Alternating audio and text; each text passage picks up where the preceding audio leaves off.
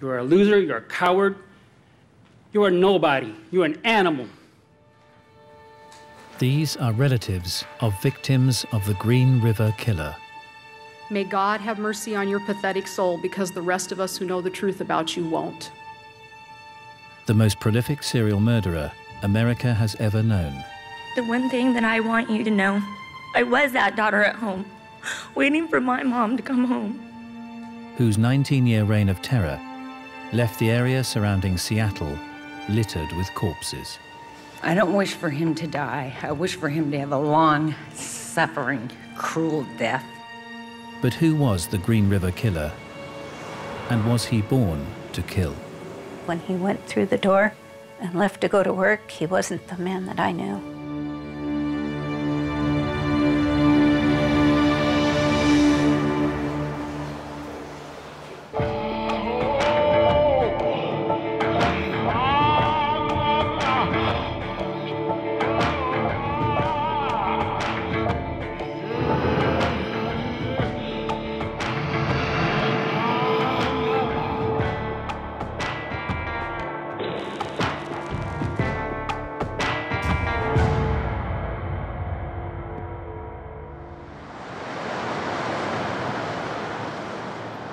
The old Highway 99, adjacent to Seattle's SeaTac Airport. 30 years ago, a notorious spot. This area, back in the early 80s, had a very transient population. There were topless bars over here. There were a lot of hotels where you could rent rooms for an hour or two. Faye Brooks, then a detective assigned to sex crime cases, was regularly called to the street known simply as the Strip. There were a lot of young women who were working the streets. All the girls were young, and you know, some of them had troubled pasts, but all of them are somebody's daughter and somebody's sister. A lot of the young girls had grown up in abusive homes, and that was why they were running away. And I could relate to that. I'm a survivor of child sex abuse, and you know, there but for the grace of God were I, and so I could certainly empathize with them, and I also wanted to help them. One such woman was Marcia Chapman, a street worker who claimed to have been raped. And the apartment building where she lived was right here. Marcia was a beautiful, statuesque black woman. She was 31. She had 3 children. She couldn't support them on the job she could get, and she was working as a prostitute.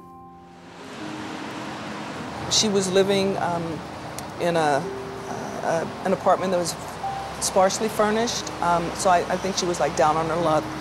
She seemed to have a kind heart and was a nice person, but you know, under the circumstances, she did what she had to do to make ends meet.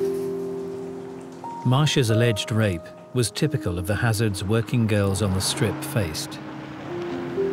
At the time, best-selling crime writer Anne Rule lived just blocks from the area. I would sometimes stop and warn them and say, do you know what I do for a living? I write about murder. And you don't have a chance out here. How do you know who you're getting in with? And usually they would just shrug and walk away. In 1982, the dangers of working the Strip would be brought home by a discovery in the nearby Green River.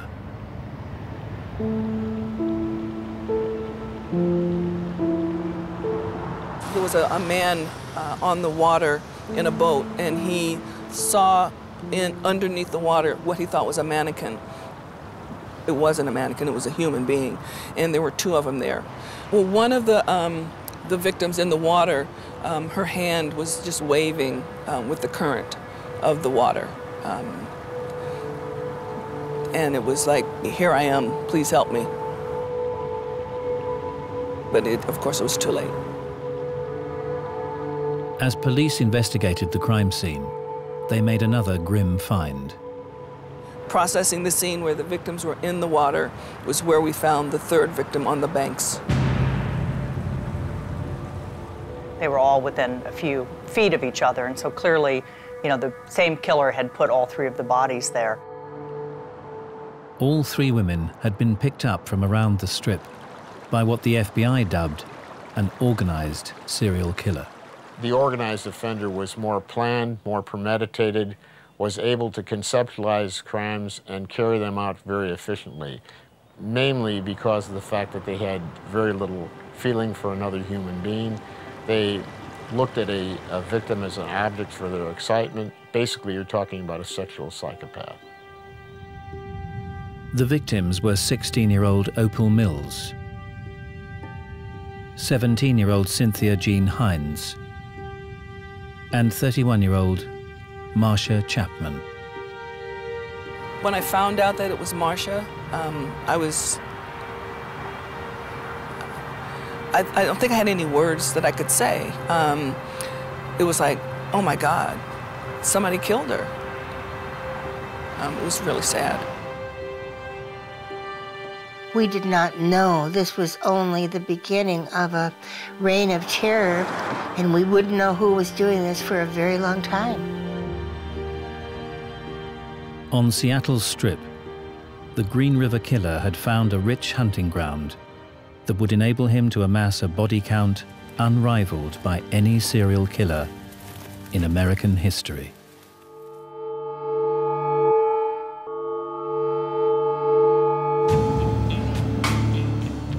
By autumn of 1982, the bodies of 5 young women had been discovered in or beside Seattle's Green River. They had disappeared from a notorious highway known as the Strip, an area where prostitution was rife. And the Green River Killer had only just begun.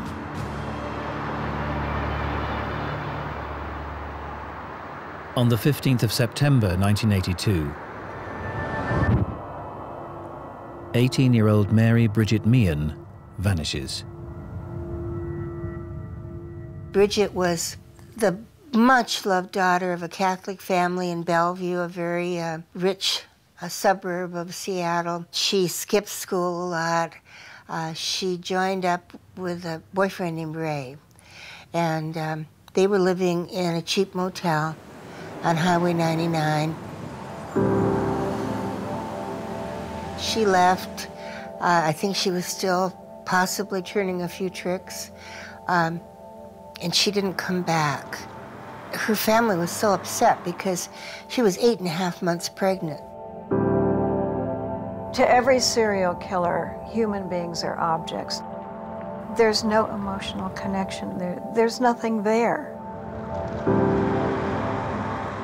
On the 20th of September, another girl, 15-year-old Deborah Lorraine Estes, disappeared. Yet police were still unable to identify a killer. This was the area that I was working in. This is the area where the bulk of the Green River victims were picked up from. And we would sit here and look, you know, trying to identify who might be the suspect. We had very dedicated detectives who were determined to solve this case. On the 26th of September, 16-year-old Linda Jane Rule vanishes. Linda Rule was a slender blonde girl who lived up in the North End. She had been working the streets, and she had a boyfriend who kind of served as a pimp. She disappeared from an area near the Northgate Mall. Like all serial killers, he seemed to have the ability to sense vulnerability in potential victims. He didn't take the streetwise girls. He was looking for the younger women. By the end of 1982, 15 girls would be missing or found dead, and pressure was mounting on the sheriff's task force. People hoped that law enforcement would be successful. There were different rumors that were passing around of who the person might be. There was rampant speculation that it might be even a law enforcement officer because of the easy access that the individual had to the number and variety of women in the community. You know, the unfortunate thing is some of the women of the street felt like the sheriff's office wasn't investigating the case as hard as we could have because they were street kids and runaways, and that's not true. Everybody assigned to that investigation was committed to solving it, committed to bringing this person to justice, because these were, you know, somebody's daughter, somebody's sister, somebody's mother, and we cared about them. We cared about them like they were our own kids or our own family members, and we wanted to solve it. Then, on the 30th of April 1983, a young girl was spotted being taken from the Strip. Maria Malvar, with her boyfriend, were at a restaurant on the highway. Her boyfriend went to make a phone call. When he came back, Maria wasn't in the restaurant. And he was very concerned, and he thought, well, I'll go out on the highway and see if I can find her. And he realized that Maria was in the truck ahead of him. There was a man driving, and then she was talking to the man. And so he determined to follow the truck because he wasn't sure what was going on. He worried about her. And they got up to the stoplight at Highway 99 and 216th. But when he turned left, he couldn't see the car. Marie's boyfriend returned with her family to search the streets for the pickup truck she'd left in. And in a quiet cul-de-sac, just a few blocks from the Strip, they found it, parked outside the modest home of a local truck painter. And they asked local police, please, to go there because they believed Maria was in that house. One of the sergeants did go there, knocked on the door, a man answered, and he said, there's nobody here but me. And they didn't press it.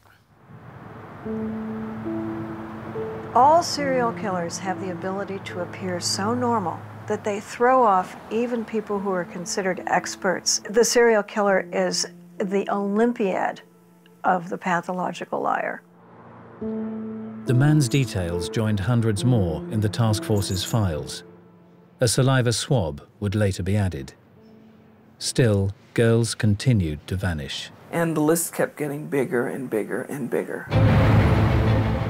By June 1983, at least 26 girls had disappeared. They learn from their crimes. As their murders grow in number, their efficiency increases.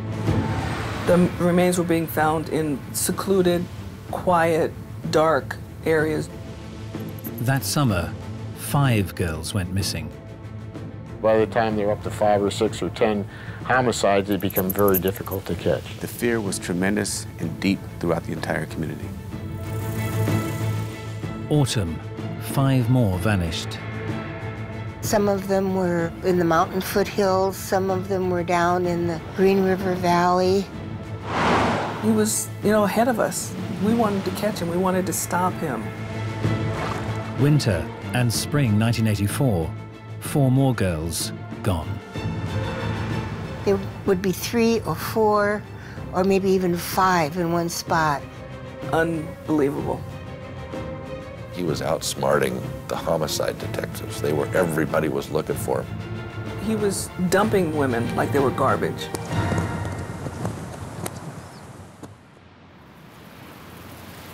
This was a gun site. It's not far from the airport. It's not far from the Strip where the young girls were missing. In the evenings, it was dark, very secluded, very few people came down here. You could come, dump something, and be gone. And that's what happened in this location here. They were just dumped.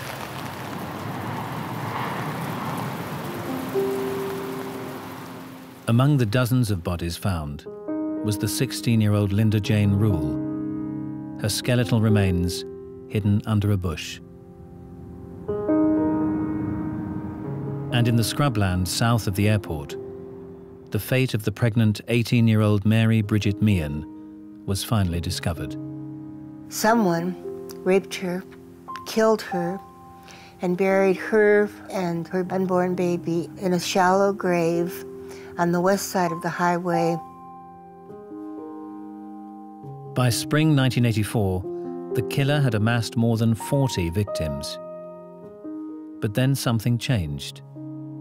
The killings appeared to have stopped. Many thought that he was gone. It's incredibly unusual for a serial killer simply to stop killing. A serial killer will usually only cease murder when he's apprehended or when he dies himself.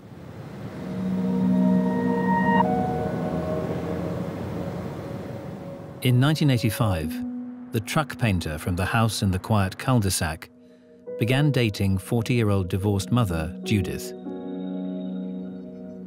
When I first met him, I thought he was quite the gentleman and so polite and nice. He loved the country music and the dancing. And he was always smiling. He never got angry. And I just thought he was the greatest. It was like love at first sight. Within months, the house became Judith's home. He offered to help me move and that I could move in with him if I like. There was no carpet in his house, so he let me pick out some carpet. He had previous renters in there. And he had told me that the little one had wet on the carpet. The house needed a woman's touch. After 3 years living together, the couple wed. We were married in 1988. It seemed like the perfect marriage, and so he was good to my daughters, played with my grandchildren. My dreams are coming true. Judith would enjoy 13 happy years of marriage, while most of the world forgot about the Green River Killer. Most, that is, except the men and women of the Green River Task Force. And in 2001, advances in DNA profiling enabled them to compare samples taken from the early victims, including Marcia Chapman, with swabs that had been taken from several men questioned during the investigation. This is the DNA from Marcia Chapman, and this is the DNA from the Green River Killer. And we looked at them and we're like, they're the same. They're the same. It's Gary Ridgway.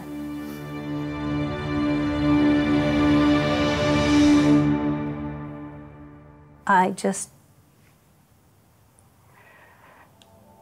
couldn't believe it.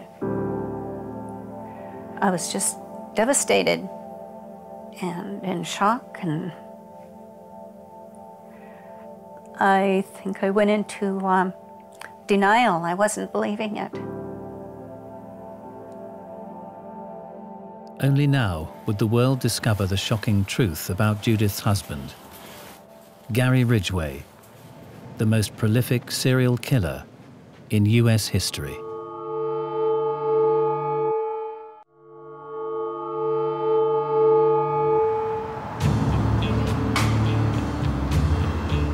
During the 1980s, the mysterious Green River Killer had prowled the red light district of Seattle's Strip unchecked, amassing a terrifying body count. In 2001, a DNA match had connected 52-year-old truck painter Gary Ridgway with the first few victims. He had been identified as the most prolific serial killer in the history of the United States. Each of us recognized that this would be the biggest criminal case in the history of the state of Washington. The prosecution and defense teams would now be able to interview the man suspected of over 4 dozen homicides. walking down a corridor and I'm going to open the door and be introduced to the supposed Green River killer. 100 things are going through your mind and wondering, what is it going to be mean? Is he going to be crying? Is he going to be crazy? And I walked in and like, wow, this isn't what I expected. How are you? Pretty good. All of us kind of looked at each other and said, that's the guy that's been eluding everybody for 20 years? What was remarkable was that he was so normal. Sleep okay? No. Well, that didn't look like the Hilton in there. I got a glimpse of it. Well, it had a Posturepedic mattress in there, so it was serious, so that was good. Yeah, a little bit hot in there, but... If you did not know what he had done, you would like him. The monster within him was well hidden. People want to ascribe extraordinary traits and qualities to these people. These are, for the most part, very ordinary individuals, except for the extraordinary crime that they get involved in. So who was the suspected Green River killer? Gary Ridgway was born in 1949, the middle of 3 boys. He lived in a small house, not far from the Strip. His mom was kind of stay-at-home and then part-time. She worked at a department store. His dad drove a bus for the county. Gary sometimes would ride with him on the bus, and his dad would say, see her, she's a prostitute, she's the scum of the earth, and would berate prostitutes and talk about how filthy and bad they were. And then there are a couple of episodes where Gary recalls him leaving him in the vehicle while Dad went and had sex with a prostitute. School friend Terry Rochelle recalls that Gary Ridgway was more inward than his siblings. His brother was very outgoing and, a bright personality, and Gary was more quiet and withdrawn, I would say is a good word. He was just a little pipsqueak guy, just, somebody's little brother, basically, you didn't pay a whole lot of attention to him. Just kind of in the shadows, I would say, most of his life. At school, the struggling Ridgway failed to make an impression. However, at parents' evenings, his mother Mary did. All the women kind of sat back and looked at her. It was strange because she would wear a big bouffant hairdo and lots of makeup, short skirts, which were not really the style in those days, especially for a mom. She just always seemed like she was trying to be very glamorous and not like our moms at all. I always remember her wearing kind of the really tight shorts and low cut tops and longer hair. She was very attractive lady. Ridgway admitted wetting the bed throughout his childhood and well into his teens. When he would wet the bed, his mother would put him had him get in the bathtub and wash him and wash his genitals. During one bath, her robe fell open and she was naked underneath, and he felt arousal at that, and at the same time knew that it probably wasn't a good thing to feel, but he felt it. He talked about having some sexual feelings towards her. He described in some detail watching her when she was in a bathing suit and looking at her and thinking that she dressed pretty provocatively. This overly sexualized person washing her son's genitals, and you realize that most teenage boys are having an awful time with dealing with their own emerging sexuality, has to have had an impact on some way. Boys need to see their mothers as asexual. It is very, very destabilizing for an adolescent boy to see his mother in a sexual manner. It's very hard for an adolescent boy to imagine his mother having sex with anybody, including his father. And so when a mother behaves in a sexualized or hyper-sexualized way, it's very unsettling for an adolescent boy. As Ridgway got older, he started showing signs of destructive behavior, starting fires, and as a teenager, he took his first step towards murder. He approached a first grader, a 6-year-old boy, that he saw playing in a lot near his house. The boy was dressed up playing cowboys and Indians, and he kind of lured him into the bushes and completely unprovoked stabbed the little boy in the stomach and nearly killed him. He told the boy that he just wanted to know what it felt like to kill somebody.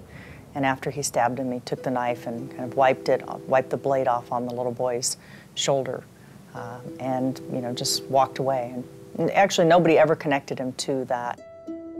Serial killers need to have some concrete proof of what they're doing. I mean, you can think about something, but until you've done it, you don't know how it's going to turn out. And so what the serial killer does is experiment. Often they will commit an act like a trial run. Ridgway eventually finished school 2 years late due to his slow progress. The following year, age 21, he married his steady girlfriend and joined the Navy. When he returned from his deployment to the Philippines, his wife admitted that she had had an affair with a friend of theirs. That was when he first started kind of referring to her as a whore and using other derogatory terms. And that was kind of the beginning of a series of relationships that never quite panned out for him. During the early 1970s, Ridgway got a job spray painting at the Kenworth truck manufacturers. He then met and married his second wife. He was very much into having sex, often, repeatedly, throughout the day, as frequently, pretty much as women would agree. They would go out in the truck, and he loved to have sex in public where they could be discovered at any time. But after having a child, their relationship deteriorated. His wife left him when his son was about 5. And that really hurt him. And that was when he started to go frequent prostitutes. Ridgway claimed he became addicted to prostitutes. He had in fact been quizzed by police about his activities on the Strip several times during the 80s, even passing a lie detector test when grilled about the Green River murders. When your subject is someone without a conscience, who has no regrets and no remorse and no real concern, they can pass them. He was a magnificent liar. He had an ability just to go and talk, and he would just talk and tell stories, and I for a while, I assumed they were true. And when I would go in to visit Gary at the jail, he would tell me that everything's okay. He didn't do it. He didn't hurt those women. He didn't kill them. He didn't. And I would believe him. As he was questioned in 2001, Ridgway continued to protest his innocence. Up to this point, Gary had been maintaining that they had the wrong person, that he had had sex with many prostitutes, he hadn't killed any, and that was essentially going to be the defense. But when forensic evidence surfaced, tying him to 3 more victims, Ridgway's story changed. Myself and another attorney were in the meeting room waiting for Mr. Ridgway. I don't recall what we were talking about, but we both had smiles on our faces when he walked in. And he said, "Oh, you won't be smiling when we're done. I've been lying to you all. I've been manipulating everyone for all these years. I killed them all." Only now would investigators discover the true shocking horror of the Green River Killer's crimes.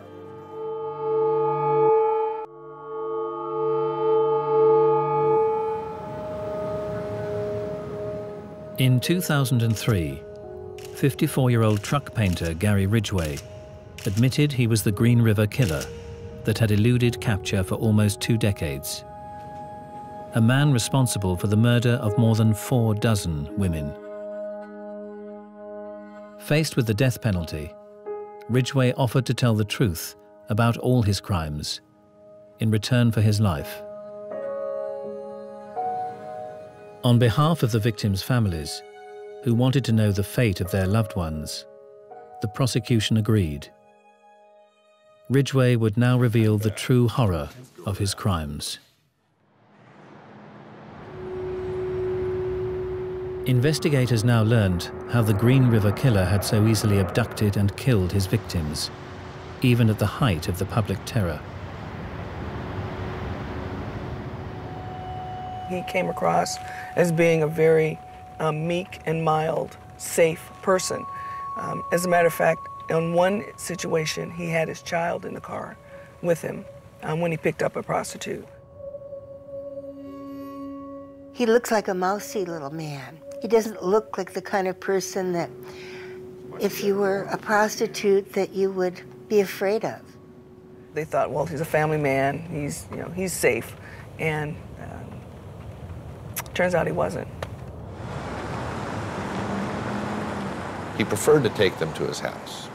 Some said no to that, and they would drive to a remote location, and he had a pickup truck with a canopy on the back. And he would convince them to go into the back of the canopy so they could have more room to have sex. But what he would do is, once he got them in the position, either in his bed at home, where he had pictures of his son on the wall and they felt a little more secure, or whether they were just hopping in the back of the truck, get naked, begin with oral sex.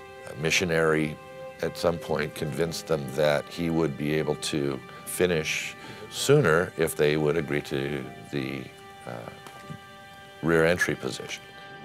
When I got through having a climax with her, I jumped on her. He had his arm around the girl's neck. How much are you pulling on her neck? I'm pulling really hard on her neck. How? Just like this. What are you saying to her? Don't fight, and I'll let you go. And then choke them with his forearm. I'm feeling, I gotta kill her, I gotta kill her, I gotta kill her.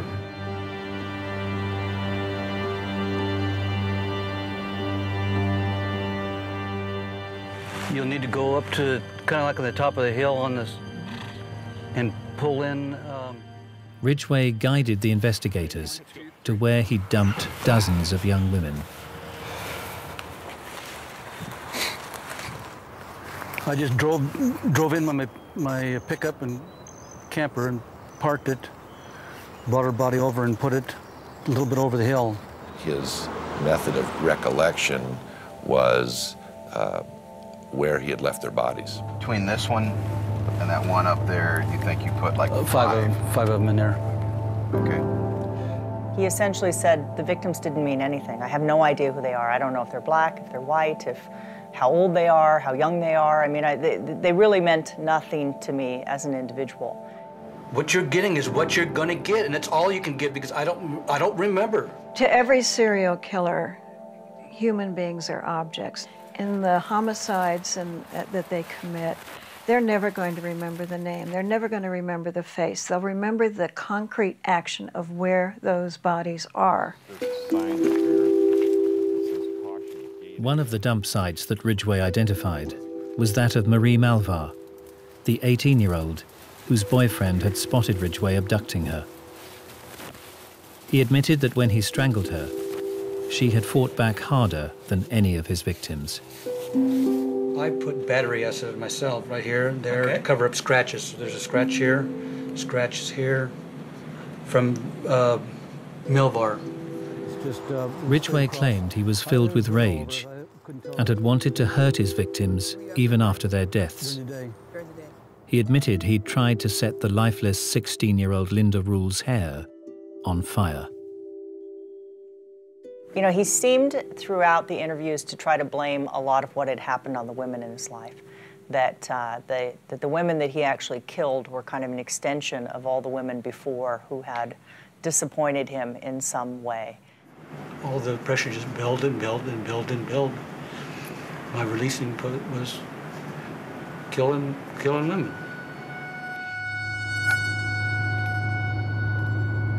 He did talk about a number of the victims that he would go back and have sexual relations with them for a number of days after he killed them. Gary, and did you revisit any of these? I revisited at least one of them. And when we say revisit, what did you come back to do? Have sex with her.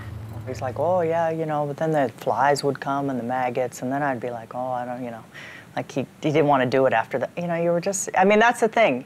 He said it in this, like I'm talking to you, but as if it's totally normal. Now, why do individuals do this? The standard explanation for necrophilia had been sex with someone dead. You can have total control over it. There's no resistance at all. And so you can live out those sorts of feelings with a dead, lifeless body. He's not the one that you're going to turn to and ask, why did you do this, and get the deep psychological answer. But one of the things that frequently came up was that he wouldn't have to pay for the sex.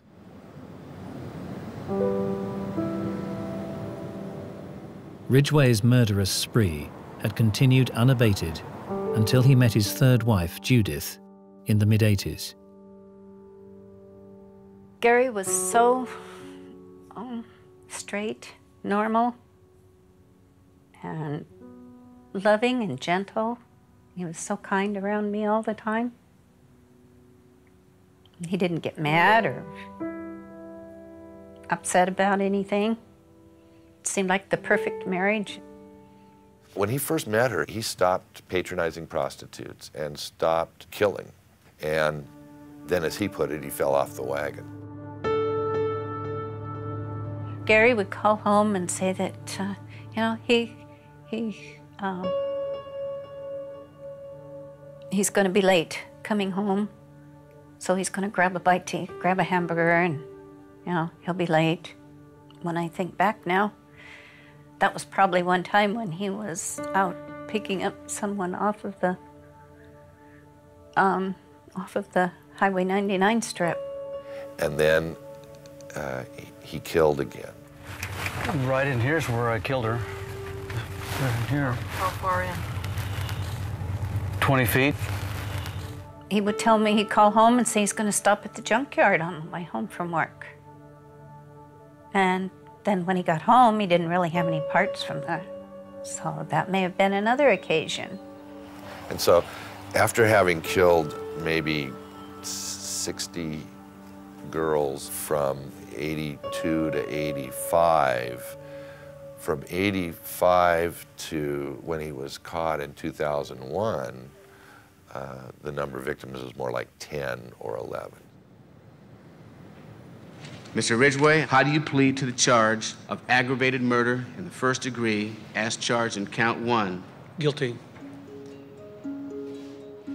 In 2003, Gary Ridgway made his plea to the 48 charges of murder that investigators could conclusively tie him to.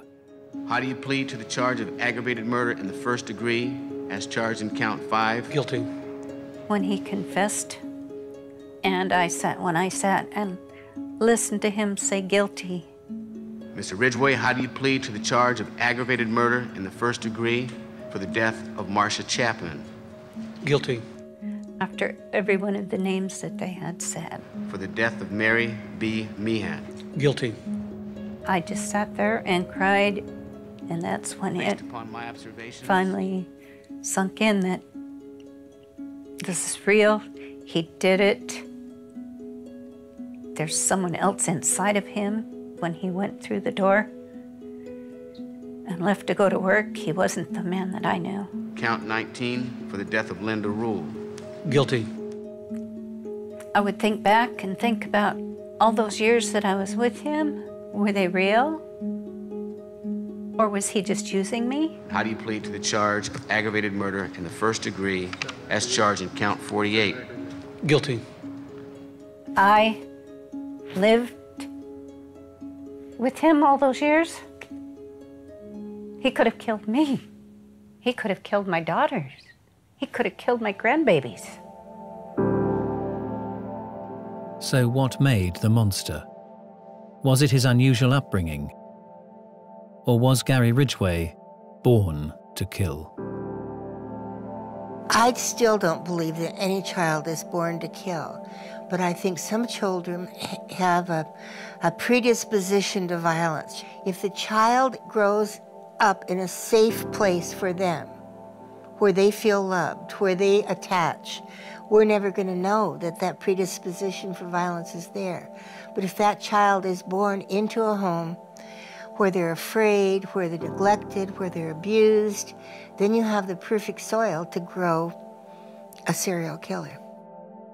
I think that a boy and his mother have a certain relationship, and when that relationship is different, then I think that's when we start seeing those kind of switches turning on and off. This is one of my ominous signs. She was somewhat seductive and so on. These sorts of unhealthy relationships with a maternal figure. People that I've encountered that I've prosecuted for murder, I think that their circumstances have driven them to do what they have done in the majority of cases that I have handled, I would say. I did not see that in Ridgway. I truly believed that he was born that way, hardwired that way, whatever you want to say. The Green River Killer was definitely born to kill. He was an individual who has this changed gene and culminated in a tremendous number and intensity of homicides. His brain is definitely wired differently. He's a psychopath. That has to be a brain miswiring from the beginning. I don't know about the nature piece. I think at some point it's a decision.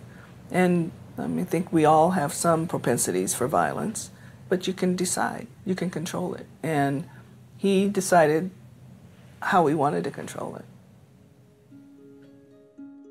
19 years after Marsha Chapman's body was discovered beneath the surface of the Green River, Gary Ridgway was sentenced to serve 48 consecutive life terms without the possibility of parole.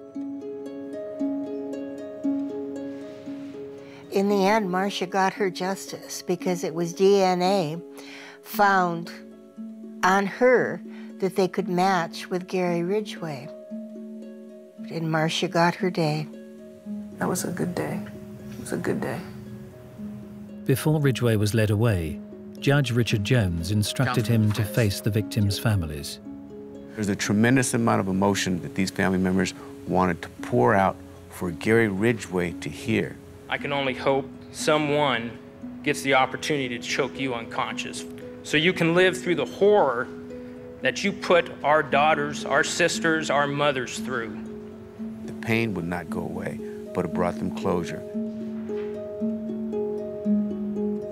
The one thing that I want you, Gary Ridgway, to know, I was that daughter at home, waiting for my mom to come home.